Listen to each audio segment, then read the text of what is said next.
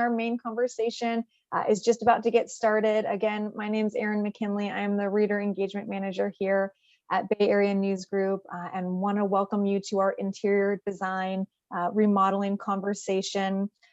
And if you guys do have any questions, please go ahead and use that Q&A feature on your Zoom toolbar. We'd love to answer questions. Jill's going to jump into a presentation, but we'll get to your questions at the end of that conversation. If you'd like to just say hi, we'd love to hear from you. Go ahead and use the chat feature for that.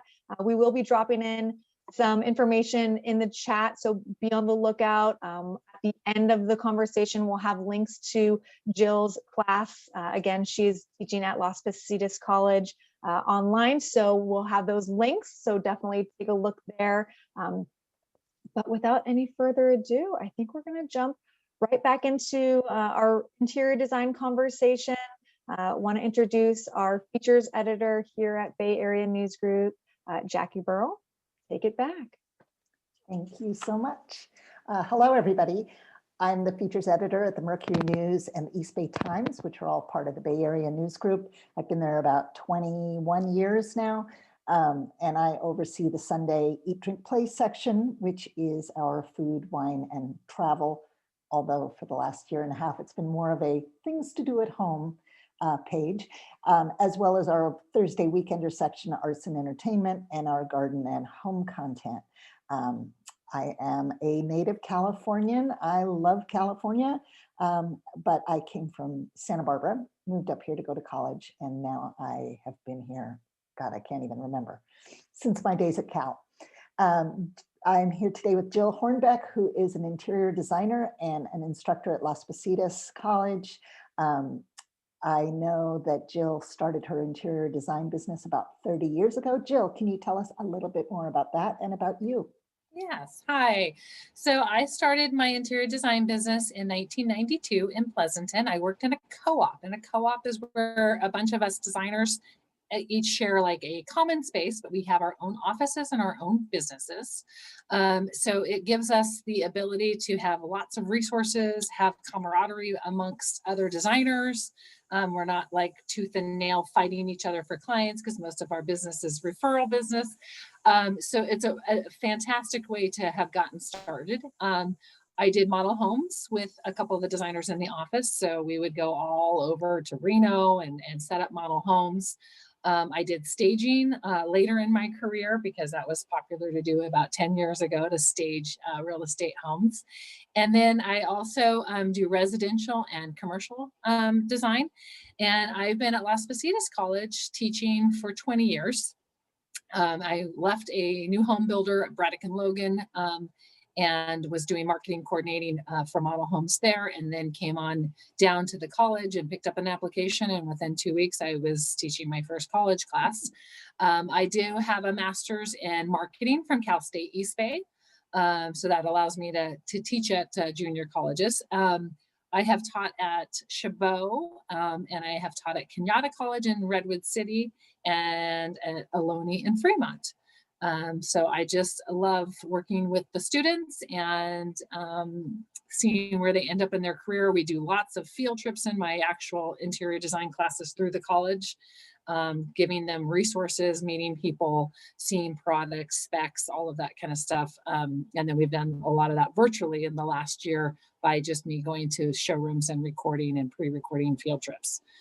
So that's and I know Jackie mentioned this earlier. I'm a very practical designer, so it's not an Architectural Digest magazine spread for me at all, because those are very pretty to look at, but someone has to actually live there. You actually have to, watch television in a comfortable position, not, a television that's behind you and all of that kind of stuff in a picture. You have to be able to get out of your shower and be able to grab yourself a towel. Just again, those practical thoughts of where a towel bar should be located and how to access it and so forth. So I don't know, I don't need to be published in Architectural Digest. I just need clients to be able to say, wow, this kitchen really works for me. I'm actually able to cook in this certain area instead of, put 15,000 steps to get everything I need just, to get my food started. So that's a little bit about me. That's great. I've stayed in hotels where you you couldn't reach the towel to save your life. Yep. Right. Or there's no place to hang them at all, right? And Yeah. you don't do a beautiful bath design and then your towel's just thrown over the shower door every day. Yep. So to everyone on the call, please drop your questions into the Q&A feature or the chat feature. Either is good. We will get to those at the end of the time. But right now, Jill is going to do a presentation on interior design. So let's have you take that away, Jill. Okay. All right. You're able to see my screen? Perfect. Okay. So I am going to give you remodeling tips. This has been a heightened time for people to remodel. We are all been at home and we've realized things we want to change or things we're tired with or things that would work better now that we're at home. We also haven't been able to vacation and all of that kind of stuff. So our big draw is to do some remodeling. So these are going to be tips that I feel are really important. I teach other community ed classes, so I go into further detail about things that you would look at for specific bath remodeling and specific kitchen remodeling.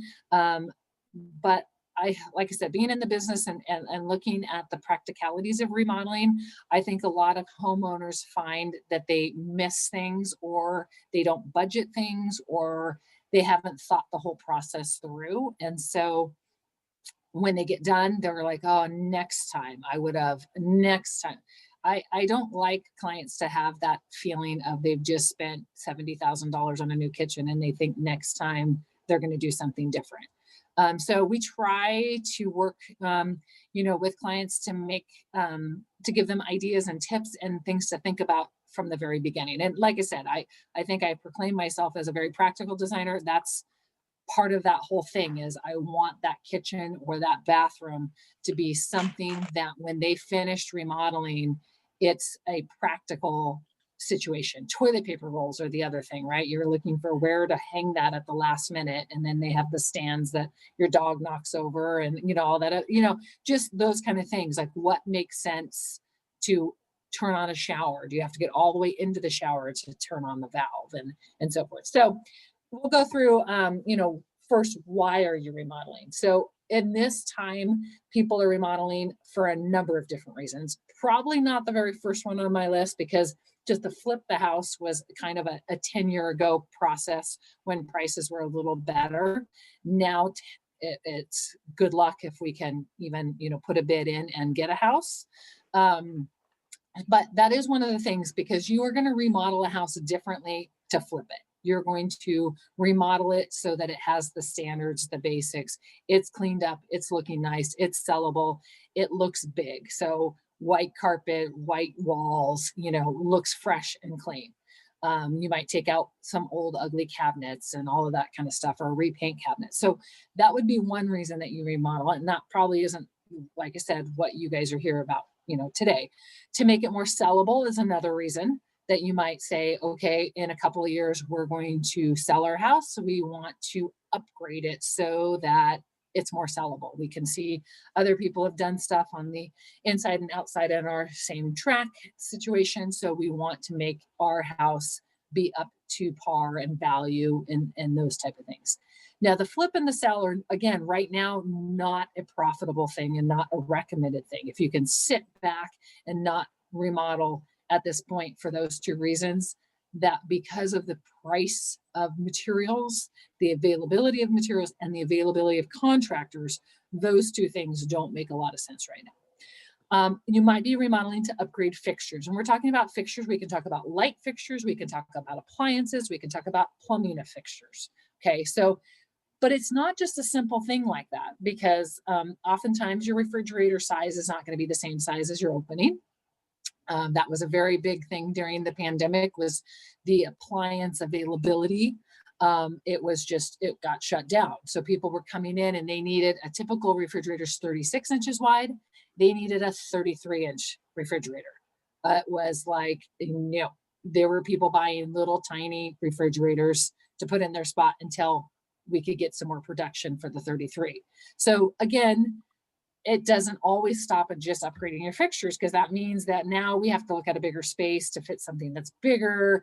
And then, you know, that just snowballs into more reasons to maybe put in a new cabinet. Or I've had sometimes people not want to replace their cabinets and they replace their countertops.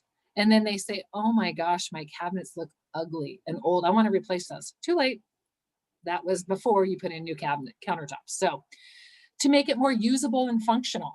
And I know, again, now that we've been home, we've been doing things different. Our lifestyle has changed. We might have 3 people Zooming, and we had a big open space because everybody wanted that great room feeling. And now we're like, hey, I can't do all this in one great room all at the same time. So we might have looked at enclosing our living room into an office.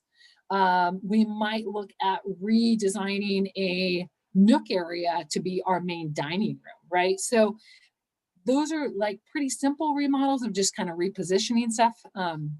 This house at the very top picture that I have, this was a perfect example of making the room more, the house more functional. When they came in, it was the living room, and they really wanted that to be their main room of TV watching and so forth. So we switched kind of the thought process of where you normally walk into a living room. We made that their family room and their big, more usable space, you know, to make it accommodating. Some of the times homeowners don't think about, oh, what about this as an office instead of a dining room? We never host anything, or what about this as a family room, because it's a much bigger space than our true family room. So just kind of sometimes making things more usable and functional.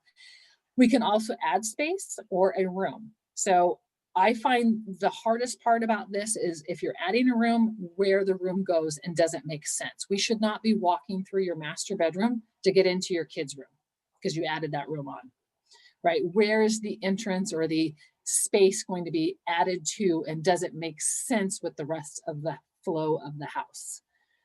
So sometimes it could be just meaning space, as we took out a wall between a kitchen and a dining room and we pushed out the kitchen to kind of envelop into a nook area, right? So it doesn't always have to be added footprint space outside of the home, but it could be just changing and adding space within the home. Improving your energy efficiency, windows, doors, that type of thing. Sometimes it's just crown molding and base and trim and so forth. Other times it's, you know, going on to having new windows. Because again, we are always getting more efficient on our air conditioning systems and all of our windows and doors and so forth. It could be simple to complex. Simple meaning painting, to complex, knocking down walls and adding on foundation space and so forth. So you might ask, like, who do I need to hire, or how do I go about this? So we're going to talk about a couple of the people that are typically involved in working with remodels. So everyone always automatically thinks of the architects, and that was going to be my field of choice when I first went to school. And then I decided that's not very, I mean, it can be very, very visionary and imaginary, but most of us like to have, you know, our dining room next to our kitchen, not like throwing our kitchen and then our dining room on the other side of the master bedroom for creativity, right? So I decided that design was a way to take architecture and furniture and so forth and mix the two. So our architects, what they do is they do structural elements. They do foundations, they do roofing, they do an entire building, they can do an add-on, they can do you know, an entire house. I find that most of the architects work from the outside in. So they will design something that looks really cool from the outside. But then when it gets into the inside, you're like, why is that window not centered in this room? And then you go outside in the backyard and you realize, oh, they matched it up with the window above in the master bedroom. But then now my dining room doesn't have a centered window. But hey, from the outside, it's centered. Your neighbors could see that it's centered.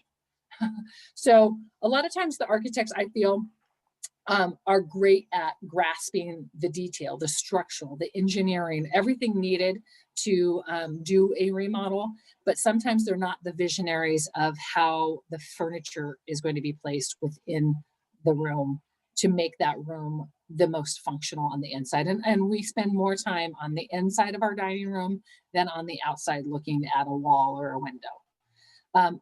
So there's interior designers. We focus like not only on the beauty, but we focus on the layout. We focus on the materials. That means the countertops, the tile, the transitions from one room to another with flooring material. We look at if it's going to be slippery material. We look at if you have pets, would you want a nice hardwood floor in there? So we tend to kind of look at the project as on the inside, looking at how you're going to live. Is it going to make sense to have, you know, a closet in the bathroom or a closet in the bedroom? Does it make sense to have our, you know, our flow of traffic, you know, along the wall or through the furniture or between the kitchen and the dining room? So we tend to have that view of that 3D. When you're walking into a room, you turn on the light, you drop your keys, and you process through how that room should be laid out so that you can easily take your groceries from the garage or the front of the house into the kitchen.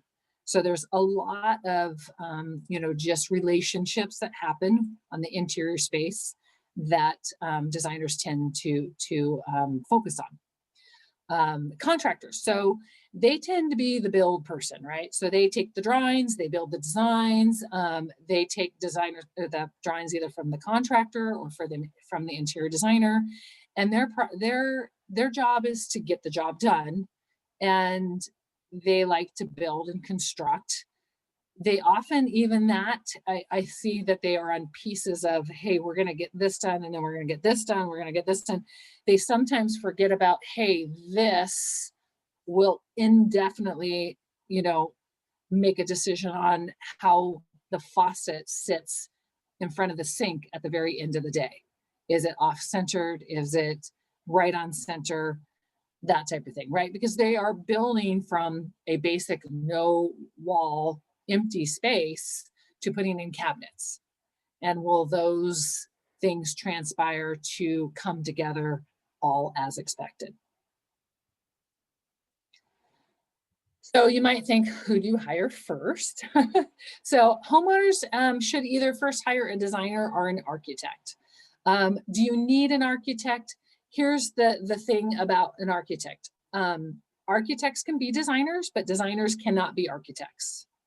Okay, so we as designers, we can draw, we can do layouts, we can do 3D programs, all of that. So can architects. We can't do the structural part. We do not have a license to a structural permit on to say that this is structurally sound, that this wall can be blown out, this wall can be built in, and so forth.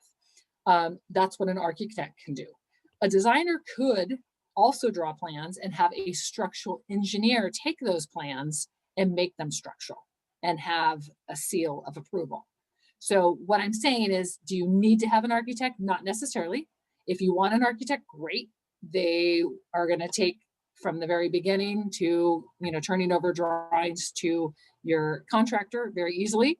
But like I said, sometimes I feel like they have more of the niche of designing from the outside, or kind of sometimes making their mark of really cool architecture.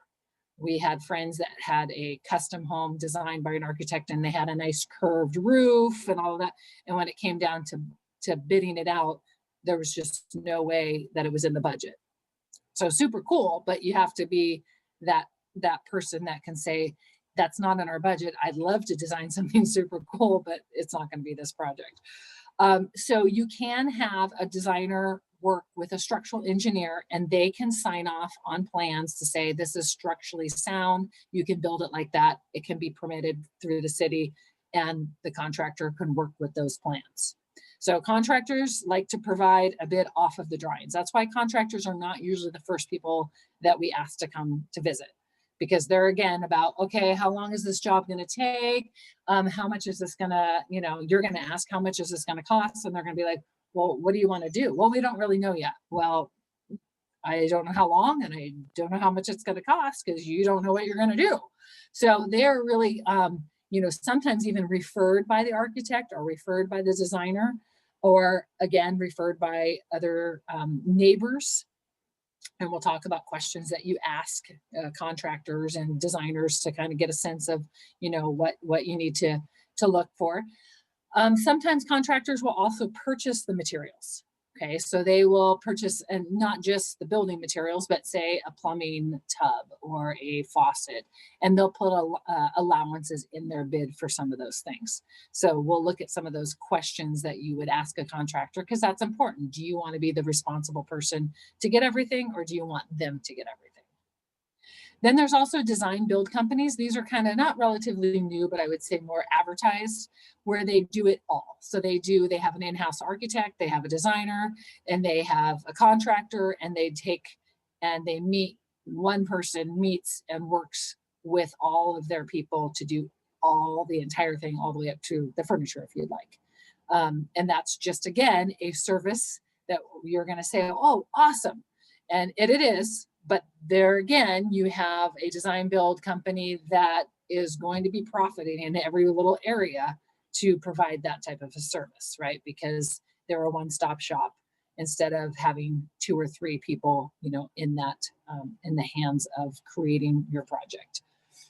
So, Jill, we've got a question just asking for clarification on who creates the drawings that a contractor works with. Is it the architect or the designer? Either one. Okay. Either one. Yeah. So you can have an architect do them. You can have a designer do them. If there's no structural needed, just a designer can do them.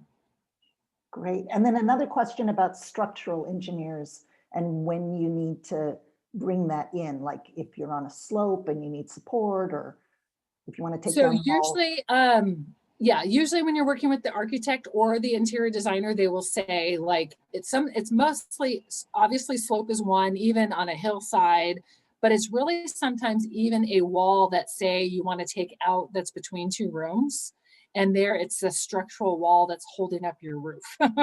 So they would definitely be in the mix, and your designer would say, hey, this is going to be a wall that I know is going to be questionable. We need to call somebody in and find out if it's a structural wall, and then figure out if we can open it up, how wide, what type of beams we need to put up there in the header to support that wall, since it's going to be gone. But yeah, but drawing wise, architects or designers can do drawings. Great. The cities work with permits. So the city, and this isn't on this particular slide, but what the city does is they're there to protect you as a homeowner. People hate to say, oh, I'm going to get it. I'm not going to get it permitted. I don't want to take it through the city. The city, what they do is they're making sure that that contractor is providing what they should be providing for your specifications. Okay, so we have energy calculations we do here in the state of California, meaning how many windows we're putting in means how thick the insulation has to be to counteract how many windows you have. Okay, so the city is going, okay, they are supposed to put in an R18 insulated, insulation in your walls. The city comes out and says, is it R18? Oh no, they put in cheap stuff at R12, right? You wouldn't know that as a homeowner. You just figured that it was insulated. They're coming to say, hey, they didn't put the right stuff in. They need to take that out and put in the right stuff. So don't think of cities as like handholders. They're really just looking out that the homeowner's not getting taken advantage of, because again, when we close up walls, we don't know what's inside. So it is important, to understand how the city works with permits. So where do we find these specialists? We have referrals. I tend to only work on referrals. The phone call out of the blue is usually someone that isn't all that serious and or doesn't really know where to start. I will take them by all means, but most of the time people get referrals to specialists of contractors, architects, designers, from coworkers, neighbors, friends. There was a time that I must have done 4 homes in the same neighborhood, like neighbors, 2 next to each other, 1 across the street, 1 down the street. Because again, once they get the understanding that, hey, this is how this person worked, this is how the contractor worked, this is how, then they start to say, okay, that's comfortable. I know that my neighbors had a good success. I'm going to go ahead and, and work with that person. So again, those are great ways to kind of firsthand accounts on how they work and how they performed and what, kind of things, they did for them. They could see the end results. And as an instructor of interior design, I tell my students, as you work with people, as clients, then again, have a party at the end and show the neighbors what they did, because that's, again, a way for you to show off your work, but the neighbors can have been wondering what's coming and going from that person's house for the whole, 3 weeks. And then this way they can actually see the work that was performed and ask questions. Next door is another good way to ask for referrals. Yelp, House, contractors refer designers, or the other way sometimes. So I worked with the same contractor in that neighborhood that I did for 4 homes with the same contractor for all 4 homes. Just because we had a good, session, we worked well with one another. The next job, he's like, oh, I want you to come along too, because you made my job super easy. So contractors tend to prefer you working with a designer. It doesn't necessarily make their work harder. It makes the decisions come that much quicker, right? Because again, if they're in the midst of doing something and the homeowner's like, well, I don't really know, let's call your designer. Oh, designer says this, we're doing this, and away they can go again, right? So it really kind of helps speed up the process when contractors are working with designers. And we'll talk about this in the questions a little later, but 3 bids is the minimum for every time that you get a job, a tree done, a pool company done, a contractor. Anytime you are looking for a fencing company, the minimum number of bids to get from any one of those is 3 bids. You can do 5, but again, 3 bids is going to tell you a lot when you start to compare them. So, and again, ask for references, but not only ask for them, call them. I can give you a bunch of people's names, but again, unless you're calling and saying, how did that designer work for you? How did that contractor work for you? Then they can give you feedback to say, this is someone I wouldn't hire again, or it looked like it was going in a great way, but it didn't end up that way. So again, just by getting names and, oh, look, all these 10 people that used them. Okay, that doesn't mean that they actually liked any of the work, because sometimes we have worked, on jobs and you're like, glad that one was over. But so definitely call them.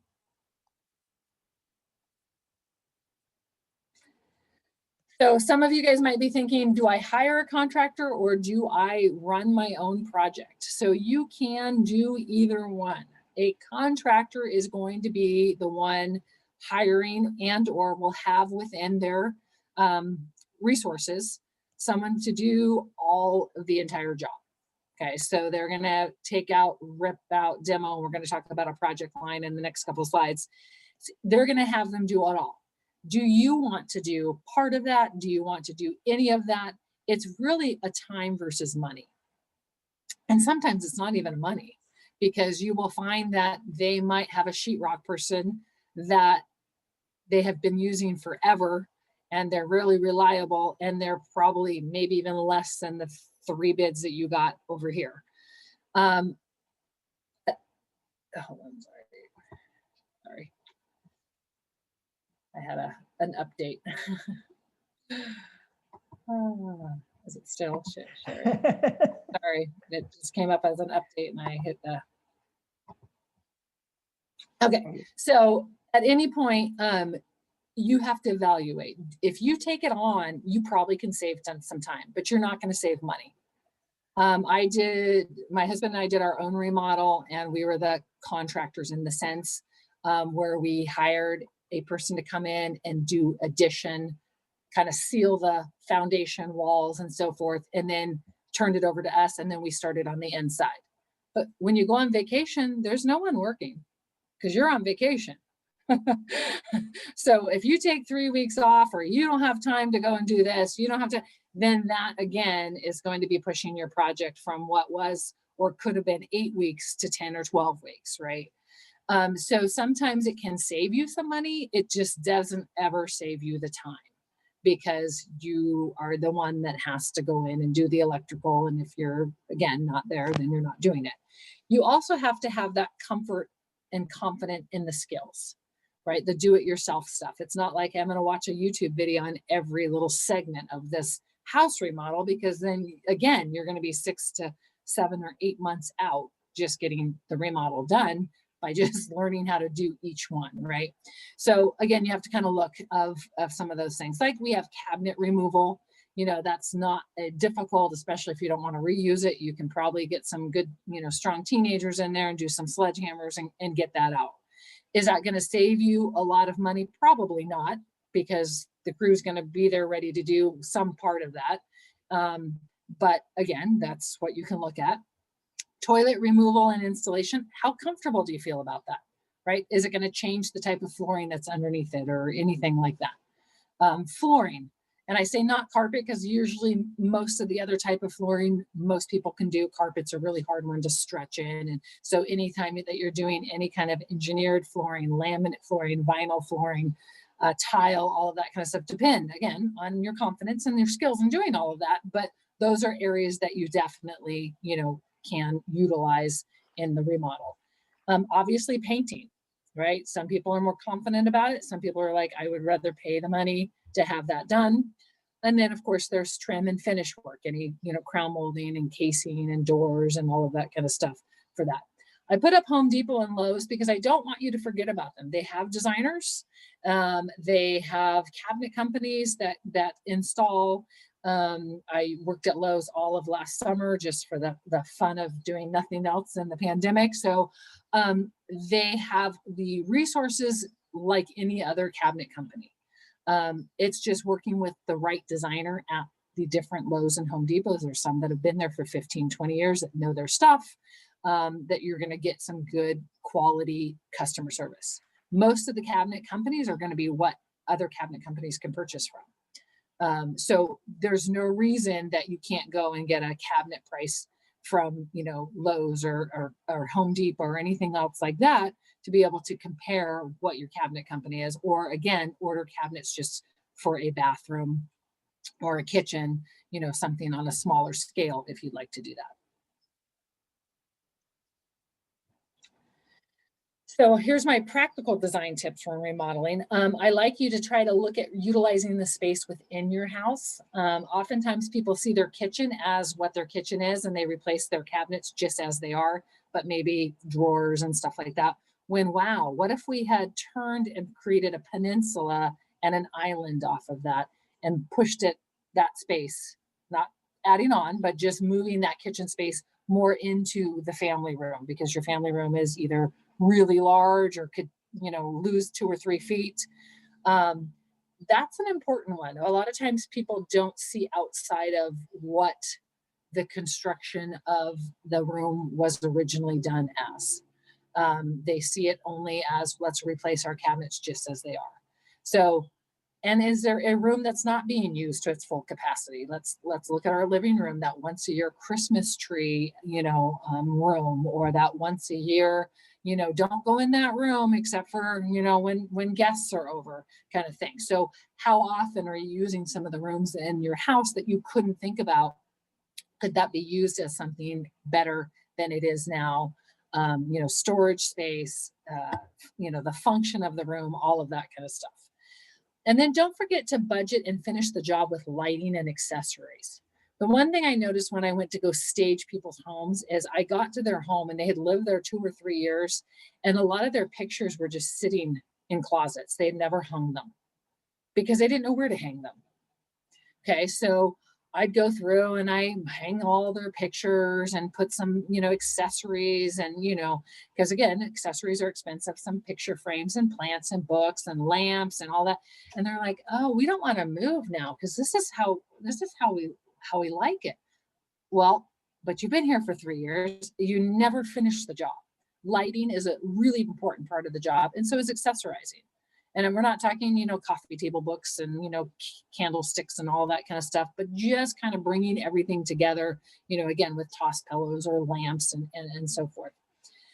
Imagine in 3D. So walk through on your average day of when you get home from work or in the house from grocery shopping, what you're doing, where your keys go, where your purse goes, where your phone goes to charge, like think about how you would walk through that space and what things are needed in the different areas as you're going through to put in the groceries and to, you know, figure out your refrigerator's full. Do you have space to put something behind you outside of your refrigerator while you start to reorganize? Is the counter too close? Is it too far? Is it not in the right space? Do you not have any room around your sink to put a dish or anything? So kind of like imagine in 3D before you do any kind of remodeling, what is lacking and what areas that you're like, I wish I had this here, and I wish I had a plug here, and I wish, you know, those kind of things. Is kind of imagine that 3D way that you would have liked to have had that remodel be. The most expensive remodels are bathrooms and kitchens. So please do your bathrooms first. And I say this for a number of reasons. It's a smaller project. It is also something that you can kind of shop your contractor and designer. How did it go before you've signed up to do your kitchen? The biggest thing is your cabinets. Did you like who made or who installed or how the cabinets performed or what the functions of the cabinets were? Because again, a master bathroom or a small bathroom is going to be a good indicator of how the kitchen's going to go. If you're going to have custom cabinets made and you make them for the bathroom and you're like, I really hate that finish, or that door didn't turn out like it's much better in your bathroom that no one's going to know that you weren't happy with that versus your kitchen. Right? So always do your bathrooms first if you're going to do both, just to get that good sense of how things work and roll before you get into that, you know, bigger job. Pay attention to small details. It is remarkable the number of remodels that happen that, you know, light switches are in the middle of the wall instead of by a door, or how, you know, even light outlets or receptacle outlets, how they are the wrong color on a backsplash, or they should have been turned sideways to go with the flow of the tile as opposed to perpendicular, or, you know, something like that. So I put in this little drawing. This is what a designer would do for your tile person, is to design exactly what the backsplash behind, you know, your cooktop would look like. But these are small details so that the contractor is knowing exactly the height of that 18-inch backsplash, what things are going and where, and how it's framed out, how big the frame is, and so forth. So these are really important details, and they look small because here you have it and you just lay it out on the counter, but again, it can be very large detail. Or again, is your window and your sink centered? Because that's the first thing you're going to notice when everything gets placed in, is that your sink might be 3 inches off, and now you stand to almost a blank wall because your window didn't start where you stand to do dishes, or, you know, kind of thing like that. So those are very hard, because when you're looking at a space plan, you're looking at it as a 2D and not as a 3D standing there at the sink. Do you have a dishwasher next to your sink? Do you have a garbage where you can dump the food before it gets rinsed and goes into the dishwasher, right? So little things like that that are become big details. Plan ahead, pick out ideas that you like, and don't forget to include things you don't like. Always give a designer, I don't like orange, I don't like red, whatever, I don't like, you know, this kind of lighting, I don't like this color of cabinets. It makes our job as designers much easier if we can just steer clear of the things that you don't like. So again, and designers should be designing for you. They should not be designing for themselves. I am not designing to be on the cover of House Beautiful. I am designing for your practicalities and what you like. Okay, so even though I might say, gosh, I really don't like that copper, you know, light fixture, but it looks really good, then I'm going to be a good designer and say it matches, it looks great, that works. I'm not going to say, I hate those, I think you should really not put those in. Because again, we are looking at what works design-wise, not our style and our flavor. Don't remodel with trends. So a trend is a waterfall countertop, where the countertop is like a quartz or a granite, and it continues on either side down the cabinets of an island. Okay, so that is a very big trendy thing. You see it in the magazine, but you're going to find that, 5 years from now, it's the trend and it's gone. And you're like, oh, do I have that removed? And oh, that was very expensive. Barn doors are another thing. Everyone wants to put a barn door in someplace, right? Because that's the trend, is to have that hinge and that slide across and all of that kind of stuff. But again, how do you have a barn door now? Do you have a pocket door now? Do you know how they work? Do you realize the ability of getting it to maneuver and stop and start where it's supposed to? And if you're in a hurry, barn doors are not the thing to use. A door that swings shut is much faster, especially for a bathroom, just saying. The other thing about barn doors is usually they're placed outside of the wall. So they have to be placed in front of the casing. So when the door actually slides across, there's sometimes a gap. So again, not a great bathroom door, because that's not really what you want, is a gappy barn door for your bathroom. But again, decorative, that's a whole nother story. But those are where trends will kind of get you. So budget. So an important aspect of our remodel is a budget. Always have one. I know you do. As a client, as a person, we had a budget when we remodeled. We had a very strict budget. So if you give designers and contractors a budget, we can work with it. Don't say, well, we really don't know, because we will design for $200,000 and you'll be so disappointed when I show you everything and you say, well, our budget's only 100,000. Can we do that? No. But start me out at 100,000 and I can get you a design that you didn't have to see what was even cooler, but you're pretty dang happy with your $100,000 one. But you have to be honest about it. I mean, you can't say I have an endless budget, because we know you don't. But again, these are mid ranges for surface changes. So it's not just painting, it's not necessarily wall moving, but kitchen remodels, 70 to 90,000. And right now we have material shortage, we have material surplus in charges. So those are going to be a big aspect of, I would say, jumped up, even $20,000 since COVID, to the 70 to 90. Bathroom remodels 30 to 50. And I would say that's for a master. Obviously, I recently did a secondary bath where we got in at about $5,500. Again, that's just being able to, put in a new toilet and a new vanity, new lights, mirror, no wall changes and all of that kind of stuff. So you can do a lot for different amounts, but that's just kind of in your ballpark thought process. There are other expenses that you should think about, like hiring professionals, 15 to 20% of depending on how involved you are. So again, to have, the installation, having a designer on board, all of that kind of stuff just kind of adds to that 15, and then it goes to 20 with a designer in there. But that would be what it would cost to have, things installed, or having professionals, or having a contractor, having an architect involved. You're just going to add to, the 20%, 25%. And again, it's going to probably mean that you're doing a bigger remodel if you're having the architect come in to do stuff, as opposed to just, doing a kitchen, pulling out of cabinets and relocating things and all of that kind of stuff, because you don't need an architect to take a floor plan of a kitchen and put in some new cabinets, even moving appliances around. You should also allow for 25% for issues and changes, mold in the wall, water damage, things that you do not know exist, but they do. Something exists in your remodel. It may be, again, a change in, the materials. You started to say, I really liked this.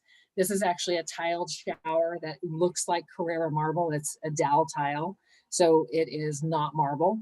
The countertop is marble in this picture, but everything else is tile. So again, you could be like, oh, I really liked the dowel tile, but I really, really want to be able to say I have marble in my bathroom. So maybe that 25% is going to having a material change. But at some point, you're going to have some changes. Maybe it's where the water line comes in for this bathroom. Maybe it's where, the drain is installed that you have to, spend some extra money to relocate it, or you want one of those inline drains that go to one side as opposed to down the middle, So again, those are kind of budget figures that you can kind of think about. So project timeline, this is, again, a budget would be your first thing to come up with. And then planning. And that takes the homeowner some time to plan because you need to kind of shop. You need to see what you want, see what you like, see what you don't like, come up with ideas, come up with thoughts. Magazines are great to just rip out, circle or X out, just to kind of get the sense of, I like this faucet, I don't like this, I like this. So that, again, a designer can take a look at those and be like, okay, I'm getting this concept. I can see absolutely the direction. Your total farmhouse, apron sink with a faucet, stainless steel, quartz counters. I mean, you can pretty much look at what the homeowner has selected to start to look at, you know, what ideas that you're going to come up with. You would then, you know, and it costs nothing at that point because you're doing it kind of on your own as a homeowner. So you're not spending anybody's time but yourself. And then you would be making sure that you hire somebody. And then you would go ahead and have plans drawn. And again, very simple. If it's a kitchen remodel without any walls going, it's just having the cabinet company draw up where the cabinets are going and any specs you need for appliances and so forth. And then you would get that permitted through the city. Okay. And the contractor can do that or the homeowner can do that. That's something you would set up. Product. I say this because right now we are in limited product mode. So I tend to like to have all product on site very early on. Because if you have designed your entire kitchen around that copper hood that's going to sit in the middle of your kitchen over your island, and you get down to, you know, further down to this and find out that they no longer make it or that vendor went out of business, it might have changed a lot of things along the way, like the finishes of the knobs, the finishes of the cabinets, right? So oftentimes I tell homeowners that one decision is going to affect the rest of them. So it could be your farmhouse sink that's going to change the size of your cabinet, that's going to change the size of the entire cabinet layout because the cabinet had to be 3 inches bigger and you have all the cabinets ordered and there's no going back, right? So I always say to order, get your products, have them on site. It's great to have the contractor be able to look at the product too and be like, oh, I haven't seen this before. Let me make sure I understand how this is installing, what it looks like, the size, all that kind of stuff. I mean, there's spec sheets, but it's always best to have the product right on site, and especially now. So then you will have a demo time. So they'll come in and do some demolition, and that is a very messy job. So depending on if you're living there or not living there, you're going to be relocating, you know, people where they might be sleeping, all of that kind of stuff. Then they will be doing some framing of the walls where the location is either staying or, you know, all that type of stuff. The next one, electrical and plumbing. So this is when you can say, hey, I want a light switch right here to be able to turn on my outside light. And then I also want it hooked up to the light switch upstairs. So it's called a three-way. When I go upstairs, I can get upstairs and go, oh, someone didn't turn off the patio light. And you can go to your bedroom and turn off the patio light instead of all the way back downstairs, right? But these things don't happen after sheetrock. So these all have to be planned and processed way ahead of time. The other thing is plumbing fixtures. So you'll see a plumbing fixture in a shower. You see it's a beautiful knob and all of that kind of stuff. There's a valve inside that goes in way before that pretty little knob that you turn on to get your hot water on is installed. These two are married. They can't be switched later. They have to be picked way early in this process. So if you've picked chrome fixtures for your bathroom, you should have them on site. You should know what they are, and they are going to be the final thing installed because this thing in the wall is put in during framing. Okay, so you can't go and say, well, I really wanted this growy faucet instead. Oh, great, you put in a Delta faucet. You have to put in a Delta handle to go with that. They purposely, you know, do that kind of thing. But those are areas that homeowners say, oh, I'll pick those later. No, you can pick the sink faucet later, but I bet it's going to somehow relate to the shower faucet. So really, those need to kind of come together at the same time. When drywall happens, drywall is covered up everything. So there is no more, oh, I wanted a light switch here and I wanted electrical here and I needed this. And then you'll need to work with the drywall company on type of finish, right? How textured it's going to be, how flat it's going to be, what it's going to look like. There's a number of like orange peel and a number of cool names of the texture that drywall happens. It usually is not a do-it-yourself job, the drywall. That's usually pretty much when you definitely have someone, come in. Cabinet installation, you might have a painter come in at that point if they are part of the contractor, right? Because they're going to come back and do touch up. If it's not, then painting's going to happen way at the very end, even with your cabinets in, even with carpet in. Because again, you're either doing 2 steps with a company that's kind of with your contractor, or you've hired a company, a painting company at the very end to come in and mask everything off and paint. Because they don't just like, hey, I'll be back by next week. Let me know when you want me to touch up. Let me, and it's, here's your day in, paint, day out. Doors and windows, then you'll go into flooring. So again, tile, hardwood, carpet, all of that kind of stuff. Any kind of casing, molding, baseboard, finish work would happen then. And then again, like I said, all of that gets put up, the casing and all that as just unpainted. And then the painter would come in and spray a semi-gloss on all of your molding, your casing, your trim, baseboards, all of that kind of stuff, doors, all of that kind of stuff. And then obviously the walls as well. And then furniture and accessories. I put this picture in here to remind you, this is a way that a living room would look different in the 3 shades of absolute daylight to absolute no light to one little switched light on your side of your sofa there. Because that's how a room in one entire day looks different in terms of color, texture, lighting, everything.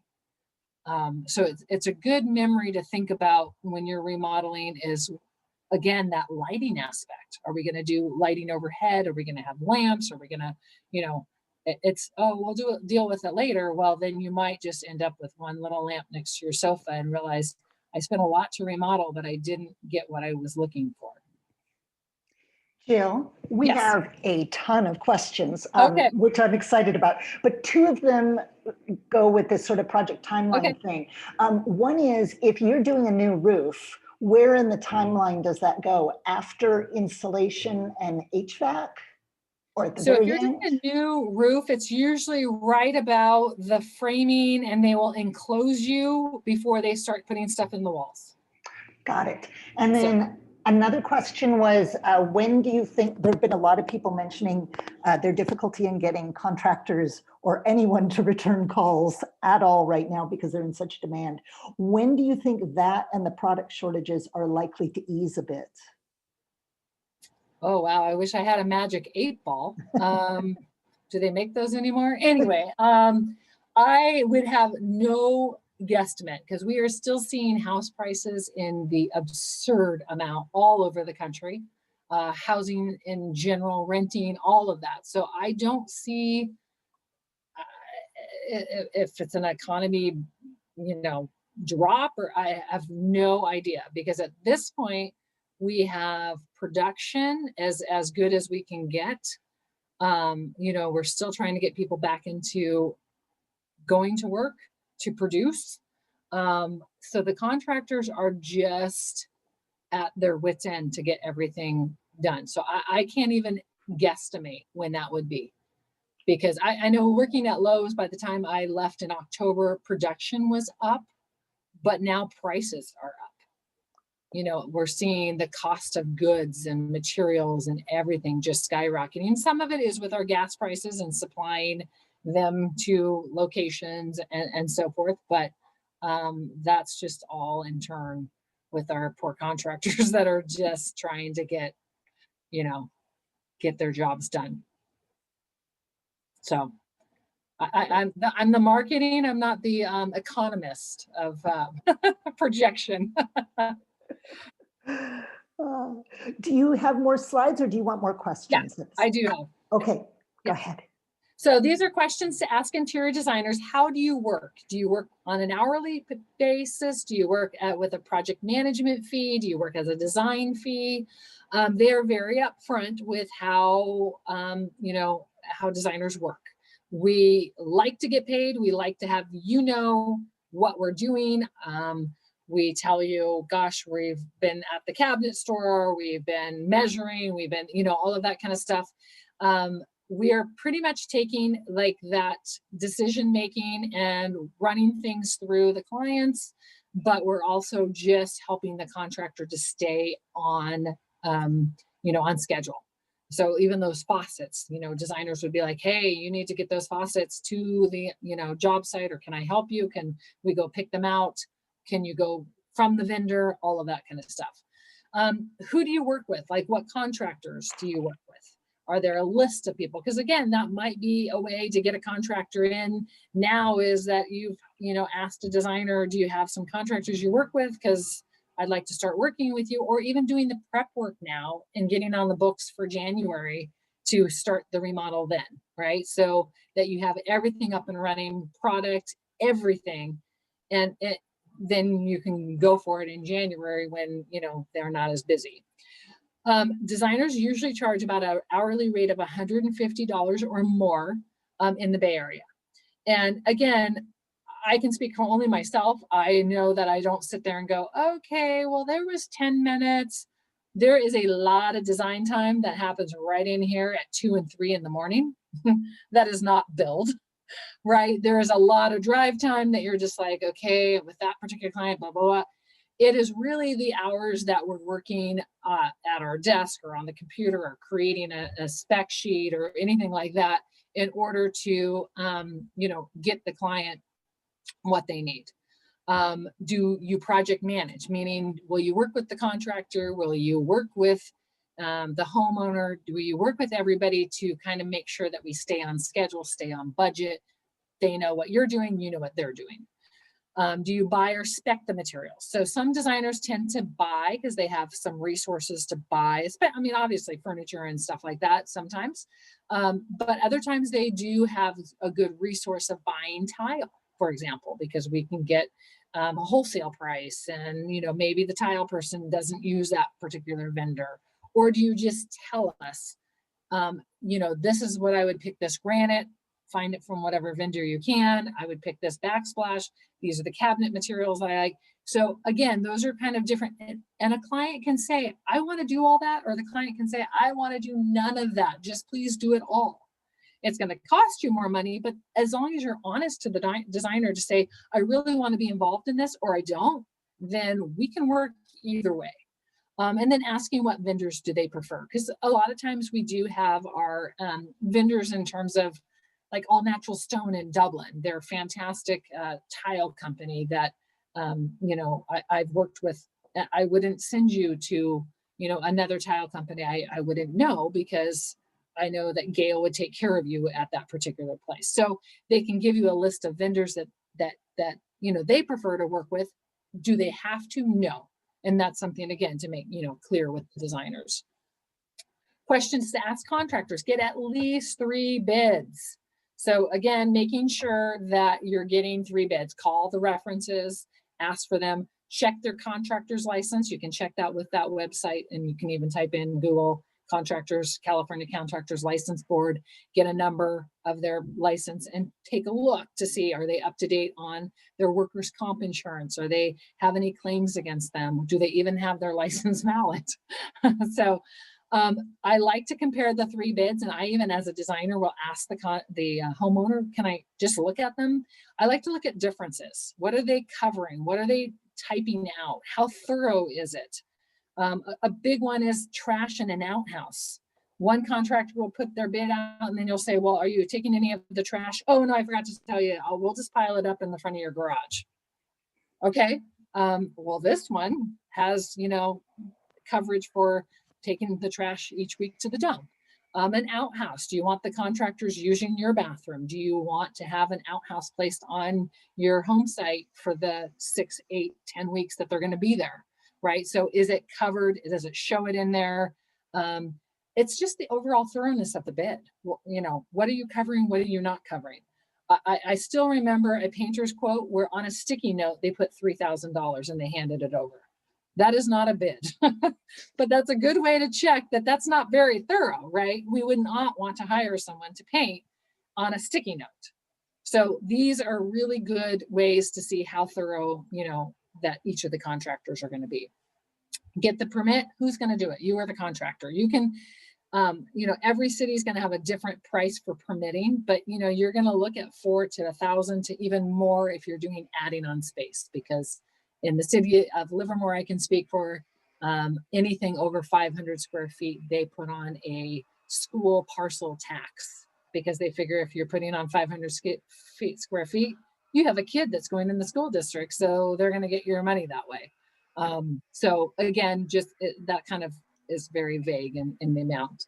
Check the bid for allowances. Is the contractor going to provide the products, or are they giving you a $500 tub? And if you don't choose their tub, you're paying the difference of, you know, $200 to get the tub, the other tub. So again, or any resources that they're going to do and look for at their vendors. How much of the job do they sub out? So do they have their own, you know, workforce? Do they sub out every inch of it? We have a contractor we use for painting. We have a contractor we use for drywall, or is it part of their staff? How many workers are there a day? Because again, you want to know that, hey, I'm putting 2 or 3. These are your 2 people that are going to come daily. These are your 3 people, so that you know how quickly and who to call and why, or I am only getting one person who can't, you know, hang a mirror by themselves. So if you act as a project manager and sub out each of the area, like we said, and you're do it yourself, then of course it's going to be a little less expensive, but it's going to be more time and delays. Like getting a sheetrocker yourself might be really hard because they don't know you. They're working with contractors. They're so busy. But again, those are things, you know, that they might work with you on. Will they allow you to do part of your own project? I had a contractor come and for our remodel, and my dad wanted to do some part of it, and the contractor's like, I'm not working with anybody.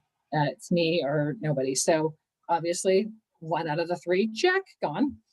Can you have this person or people in your house daily? Okay, they come in, they present their bid. Is it someone that you can exchange words with daily?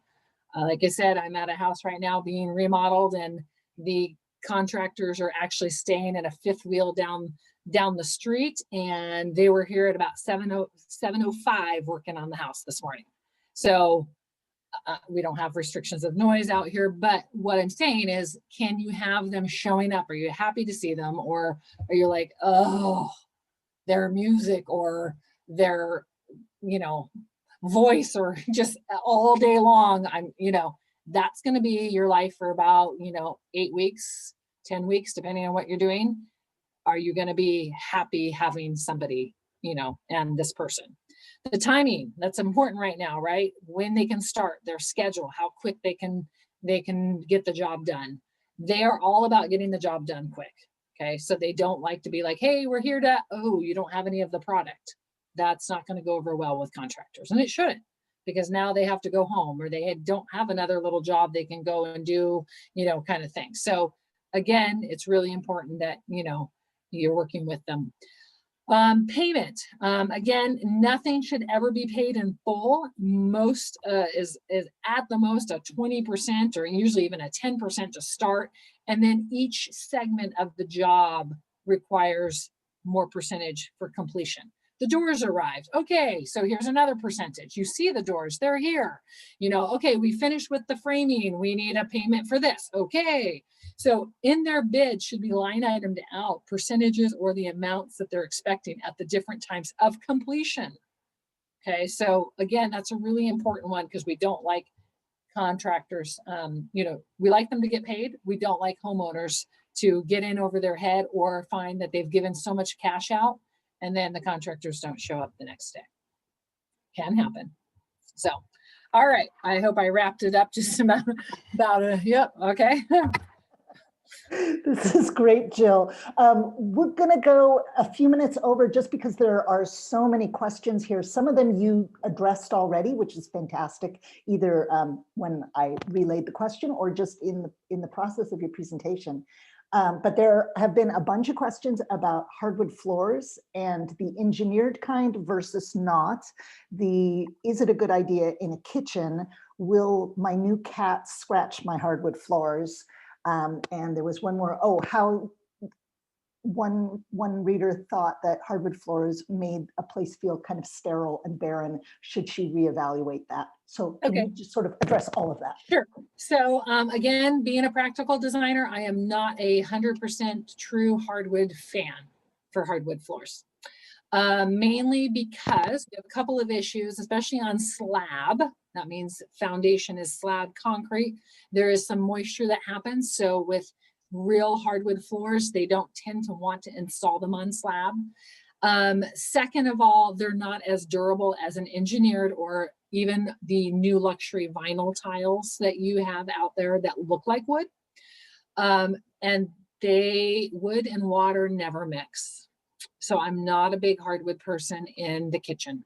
I do not want to dry off dishes to unload my dishwasher. I want to take out my dishes and a little bit of water go here and there, and I put them up in the cabinet, and I'm not having to go back and make sure that the water is coming off of my hardwood floors. So I'm more of an engineered, I'm more of a luxury tile vinyl person. If you take a look at your cabinetry around your sink right now, that is on the vertical side of your sink.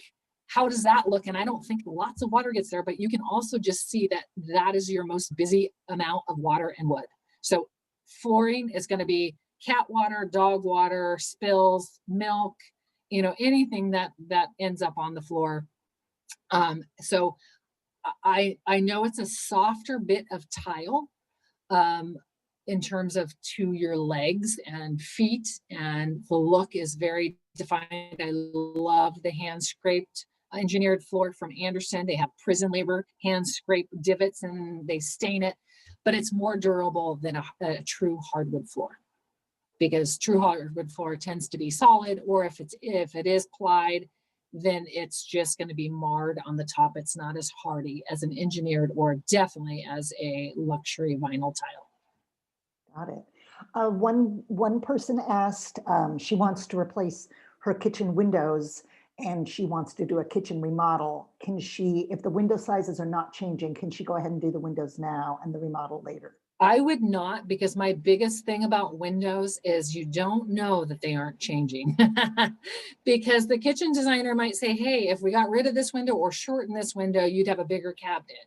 Or let's take the windowsill down to the counter so the counter goes right into the window, as opposed to having a 6 or 8 inch lip of where your window starts. So I would say no, because I think there's value in the fact that might change. Someone could talk you easily into having that window be larger, come down, come up, accommodate counters underneath a window that's really low now, that type of thing. What are your thoughts on wallpaper in bathrooms?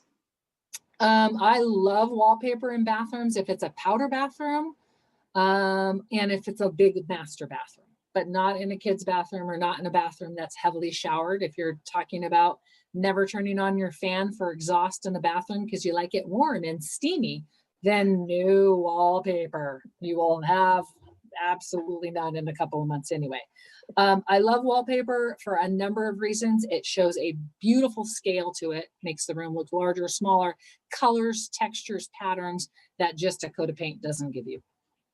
Okay, if I am replacing shower fixtures, do the shower wall tiles also need to be removed? In other words, is it just fixtures, or I'm going to have to retile the whole thing? So if you can just replace the outer lever of what's on the inside, you can do that just by finding the brand of Delta or Price Pfister and changing the lever. If it's more than that, then, and if you're talking tiles, I would think in the first place, you would think about taking those out anyway, less grout, bigger tiles.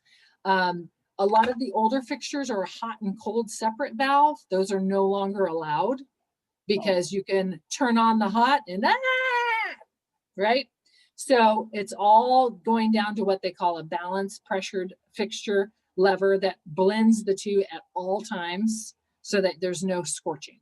So if those are that old as well, pull those things out, because you would hate for your grandkid to get in there and turn on the hot and that's all they've done and they're in there. So they have really, that's more of a safety issue. Okay. One person says, my 56-year-old house is crumbling in every way. Do I have to move out for a complete renovation, or can I live in the midst? I would say yes, but I'm a designer, but I would just say yes. Okay. Because a lot of that is soil changes underneath their house, foundation changes, could be raised foundation, it could be slab, but something. The other thing is to check irrigation and water leaks, because a lot of times people have houses settling because underneath their house is gaining water from a water leak they've had for 30 years. Wow. So. Okay, and similar question, what are your thoughts on, eventually this person wants to remodel everything, do it in phases or do it all at once? Do it in phases. You'll be happier that way. Okay, Yep. and sort of what's the order of operations? Work on the exterior first, then the interior, work on the foundation, then the roof? I would always start with anything structural before you get inside, because it can change a lot of things on the inside, especially foundation. Okay, just going through real quick. How frequently should you repaint a stucco house? So a stucco house should probably be painted every 10 years. It depends on the paint that you used. Again, even if it's been 20 years, they've come to so much better in the coverage and the reliability of paint. It also depends on the terrain. If you're more in a foggy area, you know, Oakland, Piedmont area versus drier areas, a little more, you know, East Bay or something, you're going to have a little bit more moisture issues, you know, closer to the bay. But I would say every 10 years, and pressure wash, get all, you know, have the caulking. It's prep work for painting that's so much more important than the actual painting. It's making sure that holes are covered and caulking's happening around the trim, replacing any trim that looks water, you know, ridden, and painting. Yeah. Okay, and then last question we're going to take today. It's kind of a contractor etiquette question. Is it okay to ask the contractor who is doing your kitchen remodel to do other small jobs in other parts of the house? Not usually. That's be a handyman versus a contractor. So most of the contractors would be a little miffed, unless they were a friend, that you're like, well, okay, come on over here and do that. Because again, they're there to get their job done. And if it means 3 days after they've been there for 6 months, 3 days of time that they've spent doing other stuff, then they haven't moved on to their next job. Great. Thank you so much, Jill. And thank you, readers, for joining us today. This has been great. I'm going to pass the mic back to Erin.